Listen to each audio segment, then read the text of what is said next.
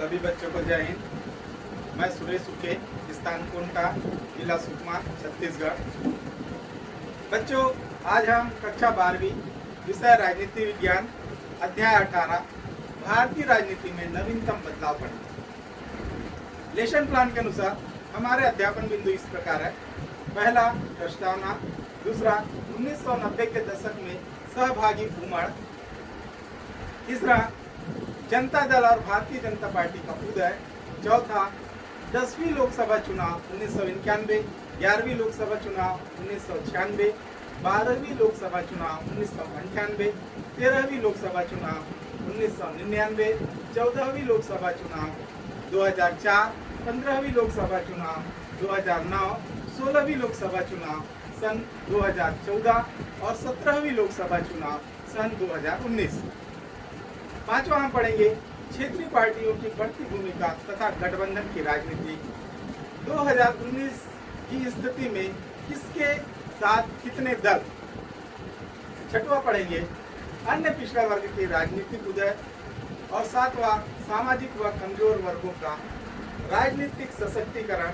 आठवां पढ़ेंगे मौलिक प्रश्नों पर राजनीतिक दलों में आम सहमति का विकास।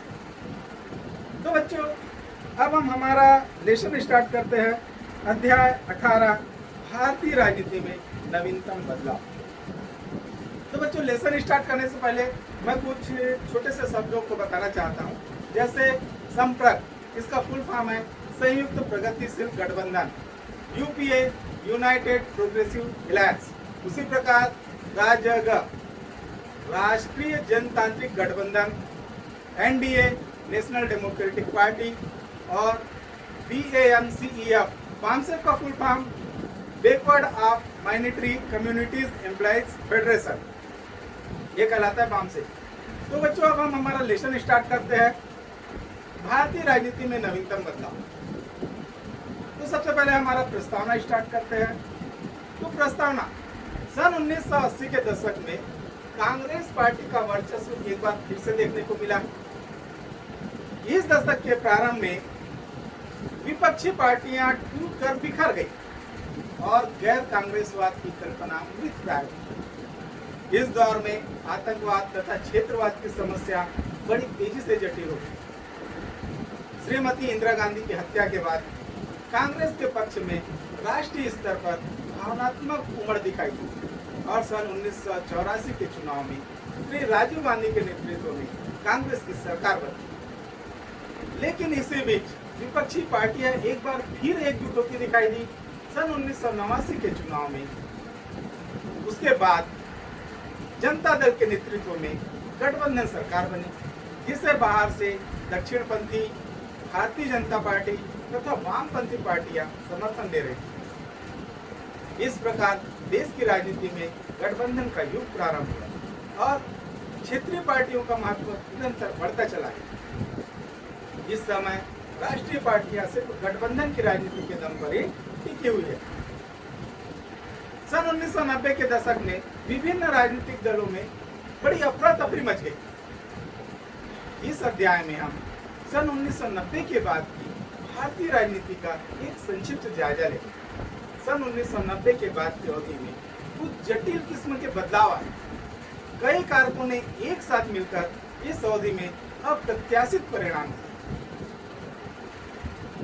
अब हम पढ़ेंगे बच्चों, आजादी के बाद की भारतीय राजनीति के इतिहास को आखिरकार पढ़ने का मकसद ही यही है कि हम अपने वर्तमान को समझ सकें। 1990 के दशक में सहभागी उमड़ चढ़ाव।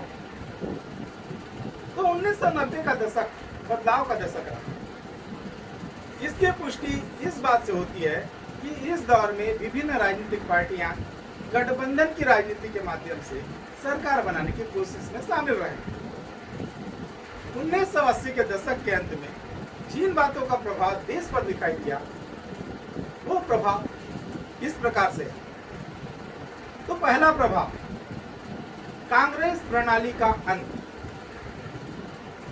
सन 1984 के आम चुनाव में कांग्रेस पार्टी को लोकसभा की 415 सीटों पर जीत मिली और राजीव गांधी के नेतृत्व में लोगों का भारी विश्वास इस पार्टी को प्राप्त हुआ।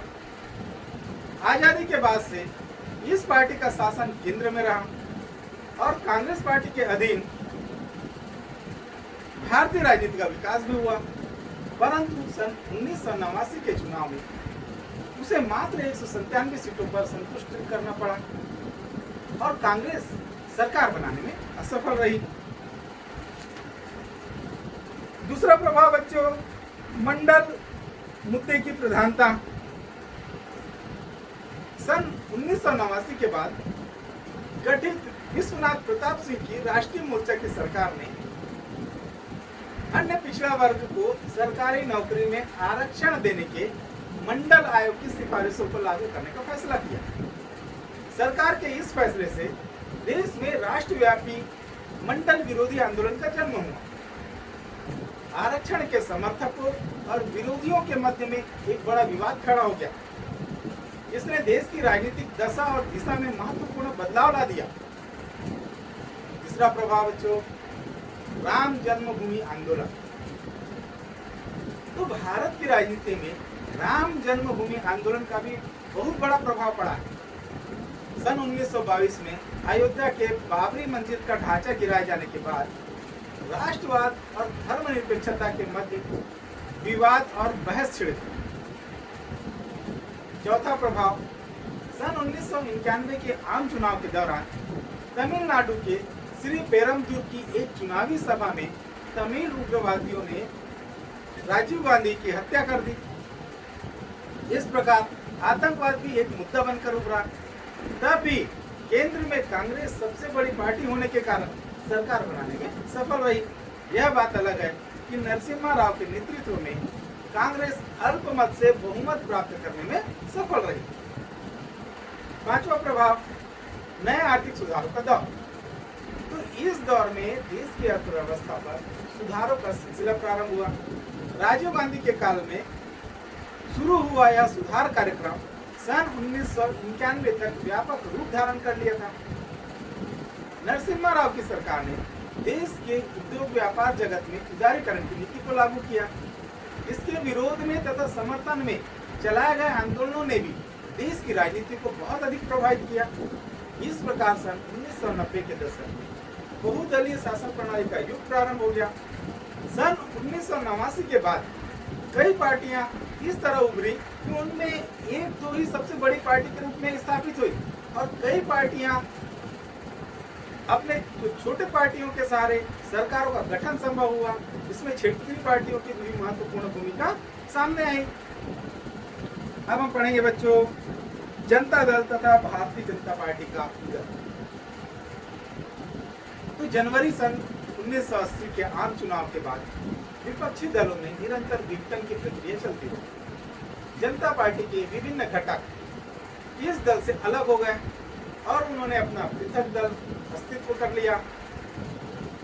फलस्वरूप भारतीय जनता पार्टी और जगजीवन राम के नेतृत्व में कांग्रेस जन नाम से नया दल अस्तित्व में आया।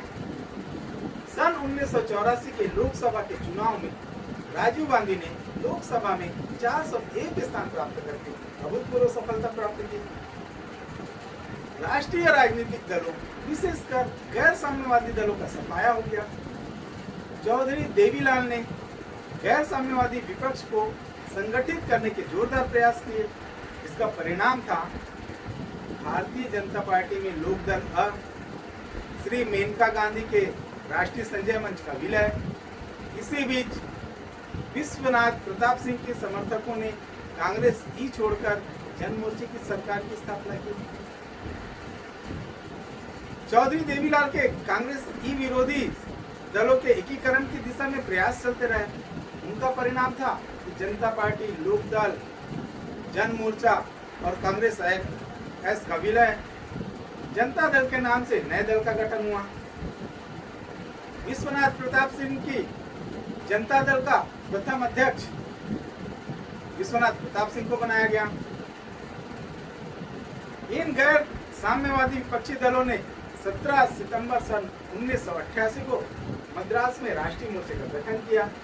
तेलुगु देशम के नेता और आंध्र प्रदेश के मुख्यमंत्री एनटी रामाराव को मोर्चे का अध्यक्ष बनाया गया तथा विश्वनाथ प्रताप सिंह को इसका संयोजक बनाया गया। मोर्चे में शामिल जो प्रमुख दल थे, जनता दल, द्रमुक, असम गण परिषद, तेलुगु देशम और कांग्रेस एस। सन 1989 के लोकसभा चुनाव के बाद भारतीय जनता पार्टी और वामपंथी दलों के समर्थन से विश्वनाथ प्रताप सिंह के नेतृत्व में संयुक्त मोर्चे की सरकार सत्तारूढ़ हुई। जनता दल द्वारा मंडल आयोग की सिफारिशों को लागू करने के निर्णय के कारण राष्ट्रीय मोर्चा की सरकार का पतन हो गया। नवंबर सन 1990 में केंद्र में राष्ट्रीय मोर्चे की सरकार के पतन के बाद जनता दल का विभाजन हो गया।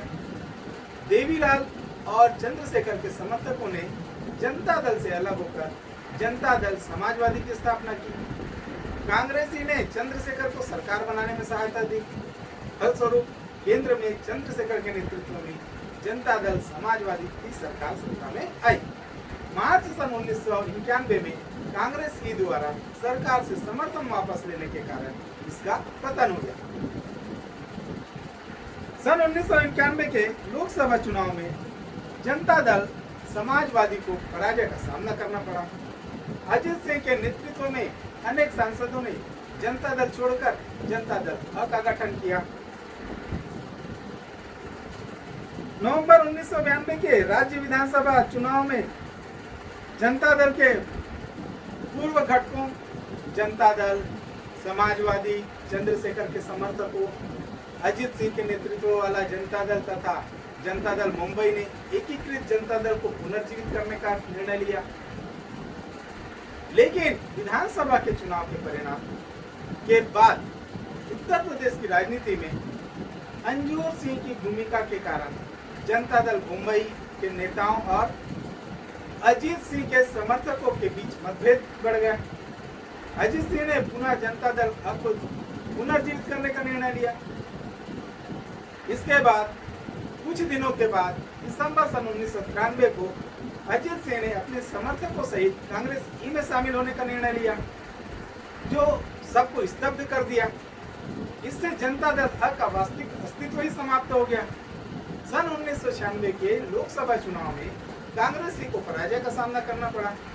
भारतीय जनता पार्टी सबसे बड़े दल के रूप में उभर कर सामने आई। राष्ट्रीय मोर्चे और वामपंथी मोर्चे और कतिपय क्षेत्रीय दलों को मिलाकर तीसरे मोर्चे का गठन किया गया। बाद में तीसरे मोर्चे को संयुक्त मोर्चे का नाम दिया गया। अब हम पढ़ेंगे बच्चों 10वीं लोकसभा चुनाव सन 1991। तो 1991 के लोकसभा चुनाव मध्यावधि चुनाव के रूप में जाने जाते हैं। राजीव गांधी की 21 मई 1991 को हत्या के कारण 23 मई और 25 मई 1991 को संपादित होने वाले द्वितीय और तृतीय चरण की तिथियों को आगे बढ़ाकर क्रमशः 12 तथा 15 जून 1991 कर दी गई। लोकसभा चुनाव के साथ असम में भी लोकसभा और राज्यसभा चुनाव कराए जाने की घोषणा की गई। राजीव गांधी की हत्या के बाद पीवी नरसिम्हा राव को दल का कार्यवाहक अध्यक्ष बनाया गया। उन्होंने दल के चुनाव प्रचार की बागडोर संभाली। राष्ट्रीय मोर्चे की चुनाव की बागडोर मुख्यतः विश्वनाथ प्रताप सिंह के हाथों में थी। भारतीय जनता पार्टी के चुनाव प्रचार की कमान अटल बिहारी वाजपेयी, लाल कृष्ण आडवाणी और मुरली मनोहर जोशी के हाथों में थी। क्षेत्रीय दलों का चुनाव प्रचार उनके नेताओं के द्वारा किया गया। इस चुनाव में मुख्यतः राजनीतिक दल या गठबंधन जो मैदान में थे, उसमें कौन कौन मैदान में थे? पहला कांग्रेसी और उसके सहयोगी दलों का गठबंधन, भारतीय अन्ना द्रमुक, मुस्लिम लीग और केरल कांग्रेस इस दल में शामिल थे। दूसरा था राष्ट्रीय मोर्चे का चुनाव। तीसरा था भारतीय जनता पार्टी। इस चुनाव में भारतीय जनता पार्टी के साथ कौन कौन थे जो पूरी तैयारी के साथ उतरी? शिवसेना और उसके चुनावी गठबंधन। चौथा मार्क्सवादी साम्यवादी दल के नेतृत्व वाला वामपंथी मोर्चा चुनाव में था। पांचवा चंद्रशेखर देवीलाल के नेतृत्व में जनता दल समाजवादी बना। तो इस चुनाव में 1991 के चुनाव में लोकसभा के 524 स्थानों के लिए निर्वाचन हुए, जिनमें प्रमुख विभिन्न दलों की स्थिति इस प्रकार है। प्रमुख दल कांग्रेस, उसको 225 सीटें प्राप्त हुई। दूसरा भारतीय जनता पार्टी, उसको 119 सीट प्राप्त हुई। तीसरा जनता दल, उसको 55 सीट प्राप्त हुई। चौथा भारतीय साम्यवादी दल, इसको 13 सीट प्राप्त हुई। पांचवा मार्क्सवादी साम्यवादी दल, 35 सीट प्राप्त हुई। छठवा जनता दल समाजवादी, उसको 5 सीट प्राप्त हुई। तेलुगु देशम 13 सीट प्राप्त हुई। अखिल भारतीय अन्ना द्रमुक तमिलनाडु, उसको 11 सीट प्राप्त हुई। उसी प्रकार से झारखंड मुक्ति मोर्चा, उसको 6 सीट प्राप्त हुई। शिवसेना, उसको 4 सीट। फॉरवर्ड ब्लॉक को 3 सीट। रिवॉल्यूशनरी सोशलिस्ट पार्टी पश्चिम बंगाल को 3 सीट। गोरखा नेशनल फ्रंट को 1 सीट। बहुजन समाज पार्टी को 1 सीट। मुस्लिम लीग कांग्रेस को 2 सीट। केरल कांग्रेस मणिपुर केरल को 1 सीट। कांग्रेस एस केरल को 1 सीट। असम गण परिषद को 1 सीट। हरियाणा विकास पार्टी को 1 सीट। अन्य दल 5 सीट और निर्दलीय को 1। तो इस प्रकार से 1991 के चुनाव का ब्यौरा था। तो दलीय स्थिति का विश्लेषण करने से एक बात स्पष्ट होती है कि भारतीय मतदाता ने किसी भी दल को स्पष्ट बहुमत प्रदान नहीं किया। पुनः त्रिशंकु संसद की रचना की गई। केंद्र में कांग्रेस ई की अल्पमती सरकार की, जिसमें पीवी नरसिम्हा राव प्रधानमंत्री के नेतृत्व में 5 वर्ष तक सरकार चली। अब हम पढ़ेंगे बच्चों 11वीं लोकसभा चुनाव सन 1996। तो लोकसभा चुनाव सन 1996 में 3 दलीय गठबंधन उभर कर सामने आए। प्रथम कांग्रेस ई। तो कांग्रेस ई ने राष्ट्रीय स्तर पर किसी के साथ चुनावी गठबंधन नहीं किया। तमिलनाडु में अखिल भारतीय अन्ना द्रमुक के साथ चुनावी समझौता किया। केरल में मुस्लिम लीग, केरल कांग्रेस मणि तथा केरल कांग्रेस जैकब इस दल के सहयोगी दल थे। दूसरी जो बड़ी पार्टी थी बच्चों, वो थी भारतीय जनता पार्टी। तो भारतीय जनता पार्टी ने भी राष्ट्रीय स्तर पर किसी भी दल के साथ चुनावी गठबंधन नहीं किया, लेकिन विभिन्न राज्यों के क्षेत्रीय दलों के साथ चुनावी गठबंधन किया। इसमें हरियाणा में हरियाणा विकास पार्टी, पंजाब में अकाली दल बादल, है ना, बिहार में समाज पार्टी तथा महाराष्ट्र में शिवसेना प्रमुख। तीसरी बड़ी पार्टी बच्चों मार्क्सवादी साम्यवादी दल के नेतृत्व में भारतीय साम्यवादी दल आरएसपी तथा फॉरवर्ड ब्लॉक का चुनावी गठबंधन चुनाव में था। इन गठबंधनों के अतिरिक्त उत्तर प्रदेश में समाजवादी दल तथा जनता दल, तमिलनाडु में द्रमुक तथा तमिल महिला कांग्रेस एवं पंजाब में अकाली दल बादल तथा अन्य के मध्य चुनावी गठबंधन किया गया। असम में असम गण परिषद तथा वामपंथी दलों के मध्य चुनाव गठबंधन था। चुनाव में चुनाव आयुक्त श्री टी.एन. शेषन के नेतृत्व में निर्वाचन आयोग भूमिका का निर्वहन करने हेतु कृत संकल्प था। उसने चुनाव में राजनीतिक दलों के लिए जारी की गई आचार संहिता का अत्यंत कड़ाई से पालन करा। इस निर्वाचन में प्रधानमंत्री पद के लिए कांग्रेस ई ने पीवी नरसिम्हा राव को एवं भारतीय जनता पार्टी ने अटल बिहारी वाजपेयी को प्रधानमंत्री के रूप में प्रस्तुत किया। 11वीं लोकसभा के चुनाव परिणाम इस प्रकार थे। कुल सीटें 545, चुनाव हुए 543, घोषित किए गए 543। इसमें सबसे बड़ी पार्टी भाजपा गठबंधन 188, कांग्रेस और कांग्रेस गठबंधन 141।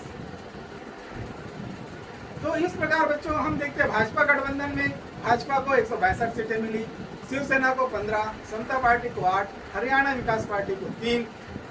अब रामो वामो गठबंधन जिसको 115 सीटें मिली हुई थी, जनता दल 15, माकपा 33, भाकपा 12, समाजवादी पार्टी 17।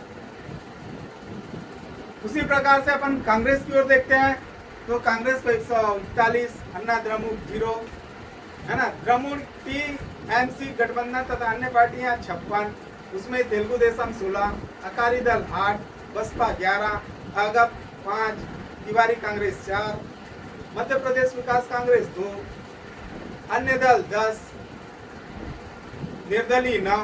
तो इस प्रकार से अपन देखते हैं बच्चों कि दलीय आधार पर भारतीय जनता पार्टी को सन 1991 के चुनाव में काफी लाभ हुआ। भाजपा 1996 की लोकसभा में सबसे बड़े दल के रूप में उभरी और उसने मिलीजुली सरकार बनाई। वामपंथी दलों की स्थिति बरकरार रही। क्षेत्रीय दलों में द्रमुक, तमिल मनीला कांग्रेस, असम गण परिषद, अकाली दल बादल तथा समाजवादी पार्टी ने अपनी स्थिति में सुधार किया। साथ ही भारतीय जनता पार्टी को उत्तर प्रदेश, मध्य प्रदेश, गुजरात, बिहार, महाराष्ट्र, हरियाणा, राजस्थान और कर्नाटक में सफलता प्राप्त हुई। कांग्रेस को केवल आंध्र प्रदेश, उड़ीसा, हिमाचल प्रदेश, मणिपुर में सफलता प्राप्त हुई। अन्य राज्यों में उसकी शक्ति में ह्रास हुआ। भारतीय साम्यवादी दल की 12 स्थानों पर विजय ली। अब हम पढ़ेंगे बच्चों संयुक्त मोर्चा, यूनाइटेड फ्रंट, यूएफ। तो सन 1990 के दशक में जो मुद्दे सामने आए उनमें निम्न वर्ग, पिछड़ों तथा पिछड़ों के मुद्दे अधिक प्रभावित थे, हिंदुत्व के मुद्दे प्रभावित थे। इसके साथ ही राजनीतिक पार्टियों ने क्षेत्रीय आकांक्षाओं के महत्व को ज्यादा महत्वपूर्ण बताया और उन्होंने उनके महत्व को देने के लिए महत्वपूर्ण नीतियां अपनाई। सन 1996 के चुनाव में भाजपा सबसे बड़ी पार्टी बनकर उभरी और अटल बिहारी वाजपेयी का गठबंधन सरकार 13 दिनों के बाद गिर गई। इसके बाद जनता दल तथा कई क्षेत्रीय दलों ने मिलकर संयुक्त मोर्चा की सरकार बनाई तथा श्री एच.डी. देवगौड़ा को जून सन 1996 को प्रधानमंत्री पद की शपथ दिलाई। वास्तव में भाजपा को सत्ता से बाहर रखने की मंशा से कांग्रेस तथा वाम मोर्चा ने संयुक्त मोर्चा का समर्थन दिया। यह सरकार विचारधारा के आधार पर नहीं बनी थी। कांग्रेस अध्यक्ष श्री सीताराम केसरी ने देवगौड़ा सरकार को अकुशल बताते हुए अचानक अपना समर्थन वापस ले लिया। तत्पश्चात अप्रैल सन 1997 को श्री आई के गुजराल को प्रधानमंत्री पद की शपथ दिलाई गई। इस सरकार का भी पतन हो गया क्योंकि राजीव गांधी हत्याकांड की जांच कर रहे जैन आयोग ने अपनी अंतरिम रिपोर्ट में यह संकेत दिया कि द्रविड़ मुन्नेत्र कड़गम डीएम के संबंध लिट्टे से है। इस आधी अधूरी रिपोर्ट के आधार पर कांग्रेस ने गुजराल सरकार से अपना समर्थन वापस ले लिया। अब हम पढ़ेंगे बच्चों 12वीं लोकसभा चुनाव सन 1998। तो गुजराल सरकार के त्याग पत्र के पश्चात मध्यावधि चुनाव आवश्यक हो गया। 1998 में 534 सीटों के लिए चुनाव में लोकसभा के विभिन्न दलों की प्रमुख स्थिति इस प्रकार थी। भारतीय जनता पार्टी 177 सीट पर, कांग्रेस 140 सीट, भारतीय साम्यवादी दल मार्क्सवादी 32, समाजवादी दल 20, अन्ना द्रमुक 18, भारतीय जनता दल 17, तेलुगु देशम पार्टी 12, समता दल 12, भारतीय साम्यवादी दल 9, बीजू जनता दल 9, अकाली दल 8, तृणमूल कांग्रेस 7, शिवसेना 6, द्रमुक 6, जनता दल 6, बहुजन समाज पार्टी 5, रेवोल्यूशनरी समाज party 5, Republic party of India 4। तो इस प्रकार से बच्चों 9 स्थानों पर निर्वाचन बाद में कराया गया, जिनमें जम्मू कश्मीर में 6, बिहार में 2 तथा हिमाचल प्रदेश में 1 स्थान शामिल था। इस त्रिशंकु संसद में भारतीय जनता पार्टी तथा उसके सहयोगी दलों इनको 250 स्थान मिले। कांग्रेस तथा उनके सहयोगी दलों को 166 स्थान मिले। भारतीय जनता पार्टी ने एक बार फिर से मिलीजुली सरकार का नेतृत्व किया। अब हम पढ़ेंगे बच्चों राष्ट्रीय जनतांत्रिक गठबंधन, जिसको कहते हैं राजग, एनडीए, नेशनल डेमोक्रेटिक अलायंस। तो नेशनल डेमोक्रेटिक अलायंस एनडीए सन 1998 में 12वीं लोकसभा चुनाव के पश्चात भारतीय जनता पार्टी के नेतृत्व में 16 राजनीतिक दलों और समूहों का एक साझा सरकार बना। 13 माह पश्चात अप्रैल सन 1999 को इस सरकार को त्याग पत्र देना हुआ, क्योंकि इस दिन लोकसभा में प्रधानमंत्री वाजपेयी के द्वारा पेश किए गए विश्वास मत प्रस्ताव को एक मत के बहुमत से रद्द कर दिया। जब कोई भी राजनीतिक दल वैकल्पिक सरकार के निर्माण की स्थिति में नहीं था, तो राष्ट्रपति ने 26 अप्रैल सन 1999 को 12वीं लोकसभा को भंग कर दिया। श्री वाजपेयी की सरकार में शामिल लगभग 13 लाख राजनीतिक दलों ने एक ऐसा संयुक्त गठबंधन बनाने में साझे कार्यक्रम के आधार पर 13वीं लोकसभा के चुनाव लड़ने का निर्णय लिया। इस निर्णय के अनुसार 15 मई सन 1999 को भारतीय जनता पार्टी और उसके सहयोगी दलों ने राष्ट्रीय जनतांत्रिक गठबंधन नेशनल डेमोक्रेटिक अलायंस का निर्माण किया। 13वीं लोकसभा के निर्वाचन सितंबर-अक्टूबर सन 1999 में संपन्न हुए। लोकसभा में विभिन्न दलों अथवा गठबंधनों की स्थिति इस प्रकार रही। एक और हम देखते हैं राष्ट्रीय जनतांत्रिक गठबंधन राजग, तो इसमें भारतीय जनता पार्टी 13वीं लोकसभा में इसको 182 सीट मिले। दूसरी ओर देखते हैं कांग्रेस एवं सहयोगी दल, तो कांग्रेस को 114 सीट मिले।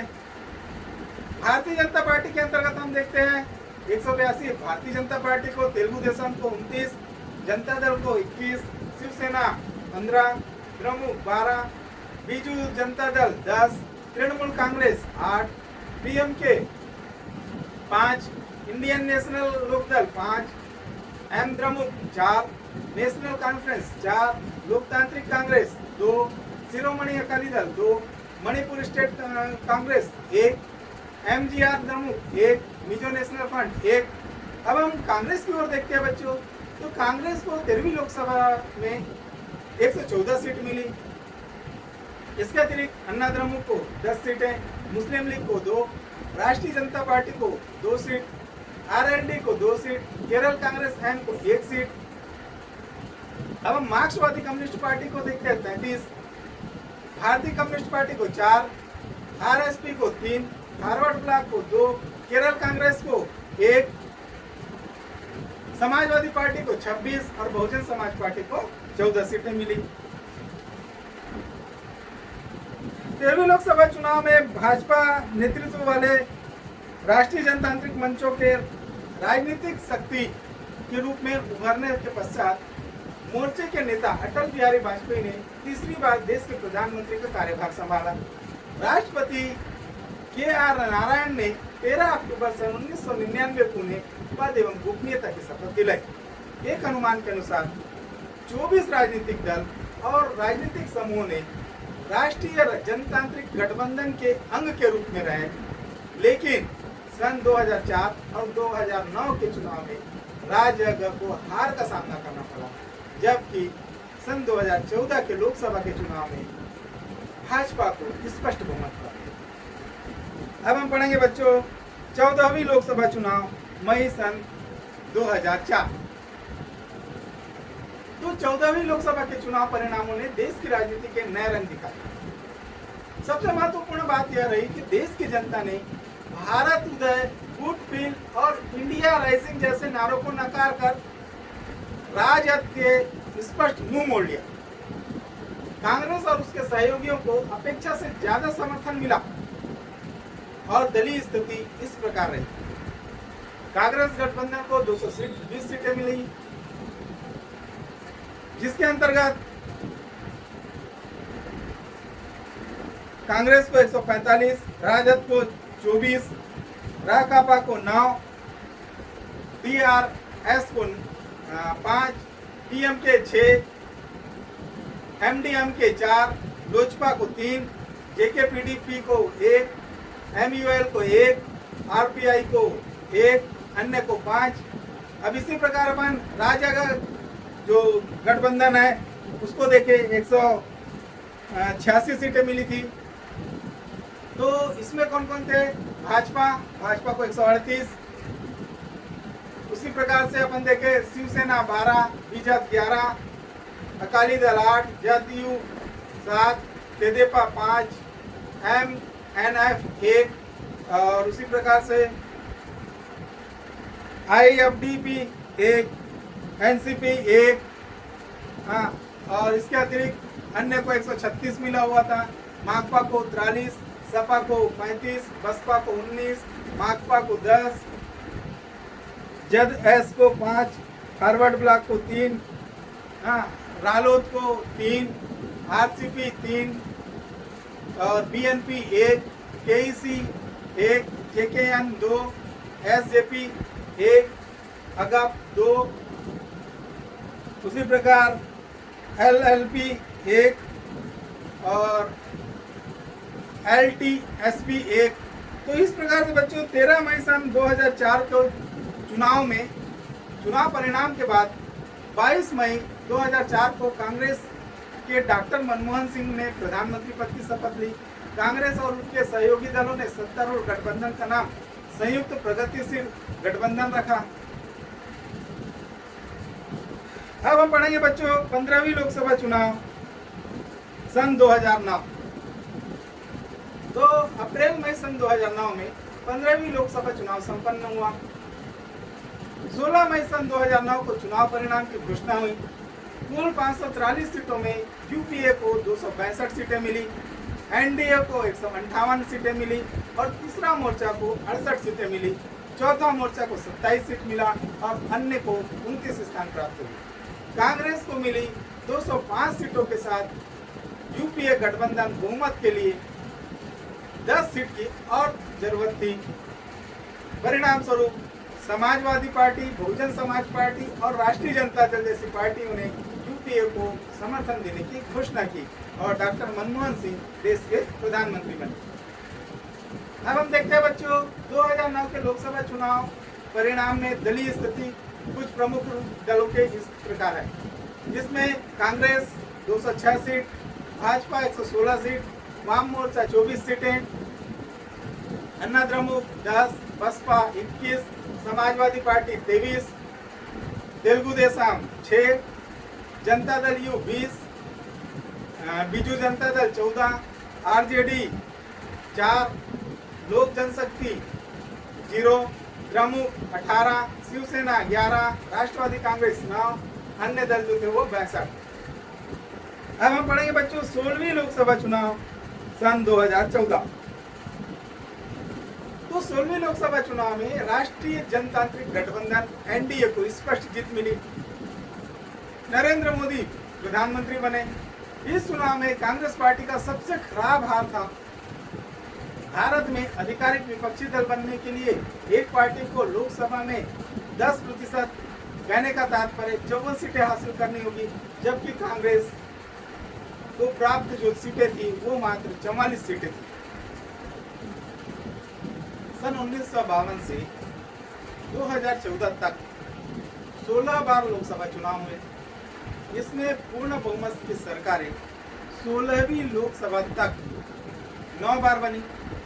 राजनीतिक दलों को मिली 272 से ज्यादा सीटें मिली, लेकिन 50% वोट किसी को नहीं मिली।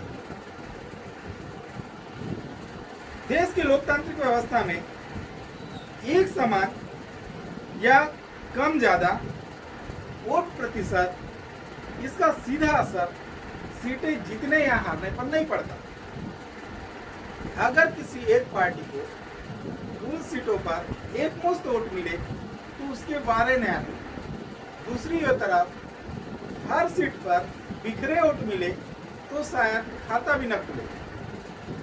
सन 2014 के लोकसभा चुनाव की कहानी भी यही है, जहां बसपा को 4.2% वोट तो मिले, लेकिन वोट में बिखराव के चलते एक भी सीट नहीं मिली।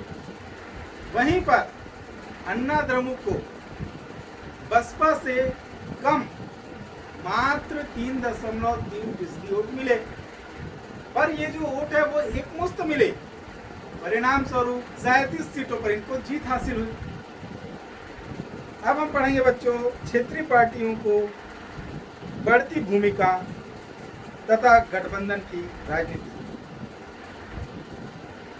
सन 1985 के बाद क्षेत्रीय दल प्रमुखता से उभर कर सामने आए। इनमें काशीराम वाली बहुजन समाज पार्टी, उत्तर प्रदेश में मुलायम सिंह की समाजवादी पार्टी, असम गण परिषद, अकाली दल लोंगोवाल, अकाली दल मान, नर बहादुर सिंह भंडारी की सिक्किम संग्राम परिषद, मिजोरम में लालडेंगा के मिजो नेशनल फ्रंट, शक्तिशाली क्षेत्रीय दलों के रूप में हमारे सामने आए। सन 1994 के चुनाव में महाराष्ट्र में शिवसेना भाजपा से गठबंधन कर सत्ता पे काबिज हो गई। सन 1994 में आंध्र प्रदेश में एनटी रामाराव के नेतृत्व में तेलुगु देशम को 2/3 समर्थन प्राप्त हुआ।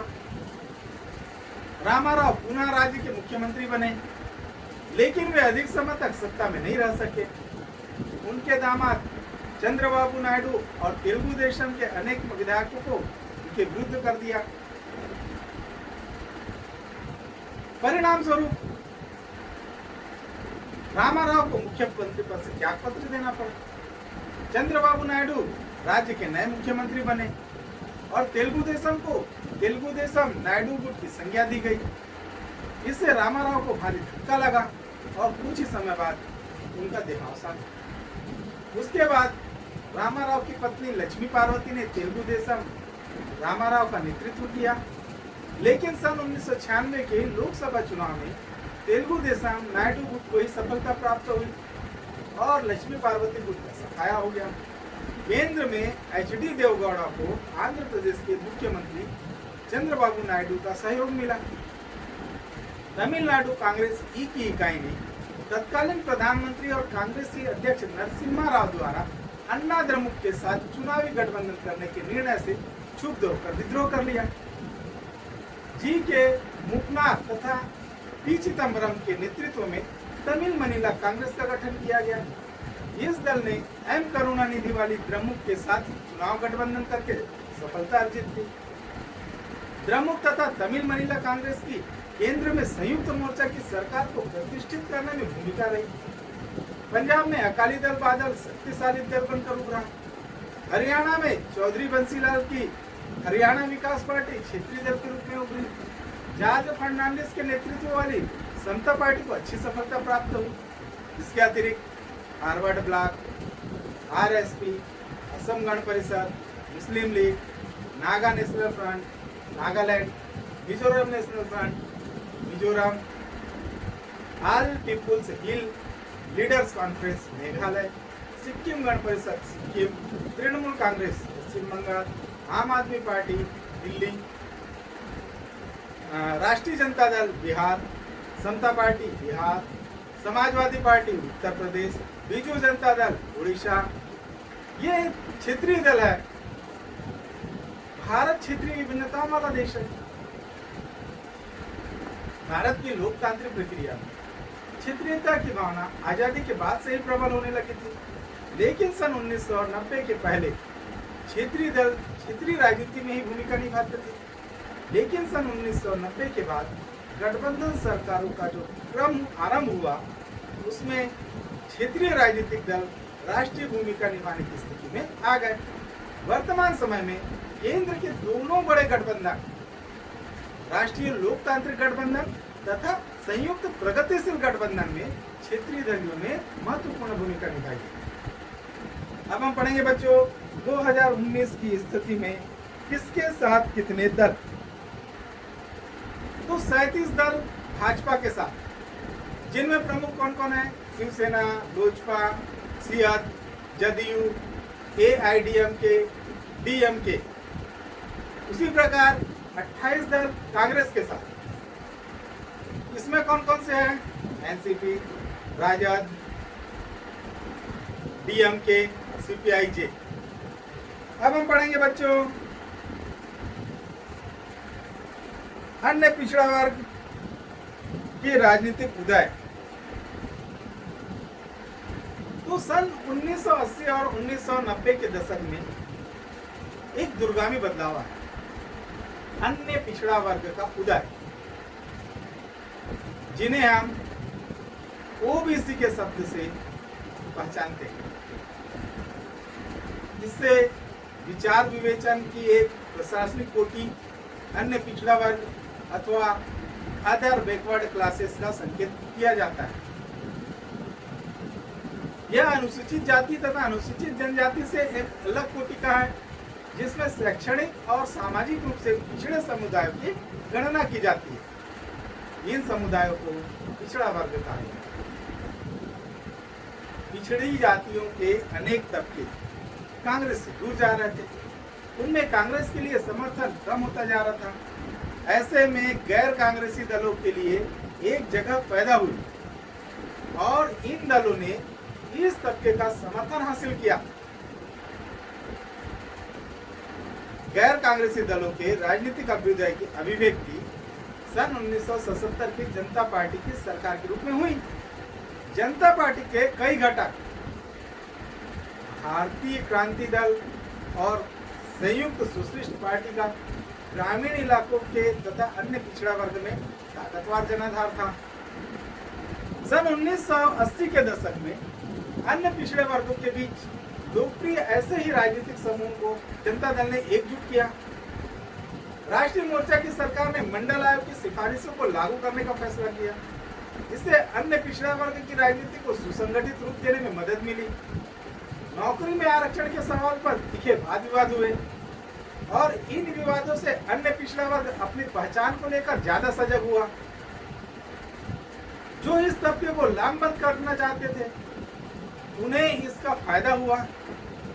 इस दौर में ऐसी अनेक पार्टियां आगे आई जिन्होंने रोजगार और शिक्षा के क्षेत्र में अन्य पिछड़े वर्ग को बेहतर अवसर उपलब्ध कराने की मांग की। इन दलों ने सत्ता में अन्य पिछड़ा वर्ग की हिस्सेदारी का सवाल भी उठाया। इन दलों का कहना था कि भारतीय समाज में अन्य पिछड़ा वर्ग का एक बड़ा हिस्सा है। इसे देखते हुए अन्य पिछड़ा वर्ग का शासन में समुचित प्रतिनिधित्व और सत्ता में समुचित मौजूदगी तय करना लोकतांत्रिक कदम होगा। अब हम पढ़ेंगे बच्चों सामाजिक रूप से कमजोर वर्गों का राजनीतिक सशक्तिकरण। तो 1980 के दशक में निम्न वर्ग के राजनीतिक संगठनों का भी उद्धार हुआ। सन 1978 में BAMCEF backward and minorities communities employees federation इसका गठन हुआ। इस संगठन ने बहुजन यानी अनुसूचित जाति जनजाति अन्य पिछड़ा वर्ग और अल्पसंख्यकों की राजनीतिक सत्ता की जबरदस्त तरफदारी की। बहुजन समाज पार्टी का उदय, इस पार्टी की अगुवाई काशीराम ने की। बहुजन समाज पार्टी बसपा अपने शुरुआती दौर में एक छोटी पार्टी थी और इसे पंजाब, हरियाणा और उत्तर प्रदेश के सामाजिक रूप से कमजोर वर्गों के मतदाताओं का समर्थन हासिल हुआ। लेकिन सन 1989 और 1991 के चुनाव में इस पार्टी को उत्तर प्रदेश में भी सफलता मिली। आजादी भारत में यह पहला मौका था जब कोई भी राजनीतिक पार्टी मुख्यतः सामाजिक रूप से कमजोर वर्गों के मतदाताओं के समर्थन के बूते ऐसी राजनीतिक सफलता हासिल कर पाया था। अपने संगठन की बुनियाद व्यवहार केंद्रित नीतियों पर रखा गया। बहुजन समाज पार्टी के द्वारा बहुजन यानी अनुसूचित जाति जनजाति अन्य पिछड़ा वर्ग और धार्मिक अल्पसंख्यक देश की आबादी में सबसे ज्यादा है और संख्या के लिहाज से एक मजबूत राजनीतिक ताकत का रूप ले सकते हैं। बसपा के आत्मविश्वास को इस तथ्य से बड़ा बल मिला। इसके बाद बसपा राज्य में एक बड़ी ताकत के रूप में उभरी और उसने एक से ज्यादा दफे यहाँ सरकार बनाई। इस पार्टी का सबसे ज्यादा समर्थन सामाजिक रूप से कमजोर वर्गों के मतदाता करते हैं, लेकिन अब इसने समाज के विभिन्न वर्गों के बीच अपना जनाधार बढ़ाना शुरू किया है। भारत के कई हिस्सों में सामाजिक रूप से कमजोर वर्ग के राजनीति और अन्य पिछड़ा वर्ग की राजनीति ने स्वतंत्र रूप धारण किया है और इन दोनों के बीच अक्सर प्रतिस्पर्धा भी चलती रहती है। अब हम पढ़ेंगे बच्चों सांप्रदायिकता की राजनीति का उबाल, पंथ निरपेक्षता तथा लोकतंत्र को नई चुनौती। सन 1990 के दशक में भारतीय राजनीति की एक नई प्रवृत्ति सांप्रदायिकता की राजनीति में आए उबाल से है, जिसने लोकतंत्र तथा पंथ निरपेक्षता के लिए एक चुनौती खड़ी कर दी। वैसे तो आजादी के पूर्व से ही भारत की राजनीति में सांप्रदायिकता का तत्व विद्यमान रहा है। धार्मिक आधार पर सन 1947 में देश का विभाजन के कारण सांप्रदायिक भावनाएं अधिक मजबूत हुई। विश्लेषकों का अनुमान था कि जैसे जैसे भारत में लोकतंत्र की जड़ें मजबूत होती जाएगी, सांप्रदायिकता की राजनीति कमजोर होती जाएगी। लेकिन सन 1990 के दशक में यह अनुमान गलत निकला। शाहबानो मामला, बाबरी मस्जिद का विध्वंस, गुजरात के दंगे आदि घटनाओं ने भारत में सांप्रदायिकता की राजनीति का एक नया चेहरा प्रस्तुत किया। जनता पार्टी के पतन के बाद व बिखराव के बाद जनसंघ के समर्थकों ने 1980 में भारतीय जनता पार्टी भाजपा बनाई। भाजपा ने हिंदू राष्ट्रवाद, हिंदुत्व के तत्वों पर जोर देना शुरू किया। भाजपा के विचार में भारत राष्ट्र का नागरिक वही हो सकता है जो भारत भूमि, भारतीय संस्कृति आदि के प्रति श्रद्धा भाव है। सन 1985 के तलाकशुदा शाहबानो मामले में सर्वोच्च न्यायालय ने शाहबानो को भूतपूर्व पति से गुजारा भत्ता हासिल करने का अधिकार दिया। पुरातन पंथी मुसलमानों ने इसका विरोध करते हुए इस फैसले को अपने पर्सनल लॉ में हस्तक्षेप माना। तत्कालीन कांग्रेस सरकार ने मुस्लिम महिला अधिनियम 1986 तलाक से जुड़े अधिकारों को पास किया। इस अधिनियम के द्वारा सर्वोच्च न्यायालय के फैसले को निरस्त कर दिया गया। सरकार ने इस कदम का भाजपा सहित अनेक संगठनों ने विरोध किया। इस दौर में अयोध्या के विवादित बाबरी मस्जिद को सन 1992 में कार सेवकों ने तोड़ दिया। बाबरी मस्जिद के बारे में यह कहा जाता है कि यह जगह राम जन्मभूमि था, लेकिन मुगल शासक बाबर ने सिपह सलार की मीर बाकी ने इस जगह पर मस्जिद बनाई।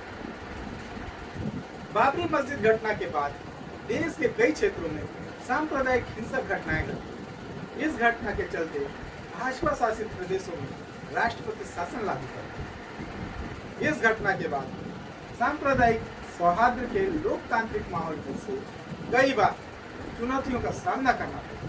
सन 2002 के फरवरी-मार्च में गुजरात में दो समुदायों के बीच हिंसक टकराव लोकतंत्र के ऊपर खतरा उत्पन्न कर।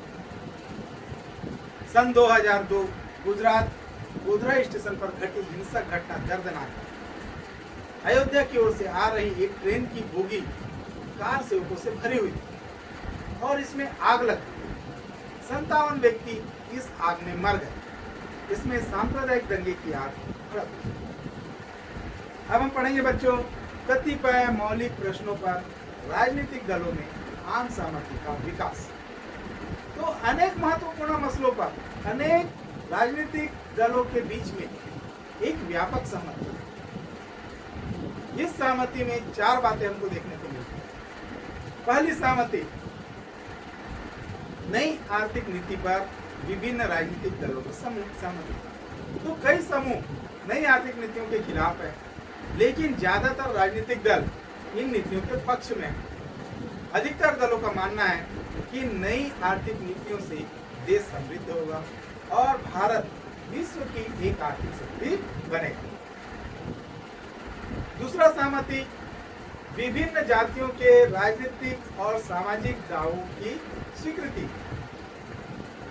तो राजनीतिक दलों ने पहचान लिया है कि पिछड़ी जातियों के सामाजिक और राजनीतिक दावे को स्वीकार करने की जरूरत है।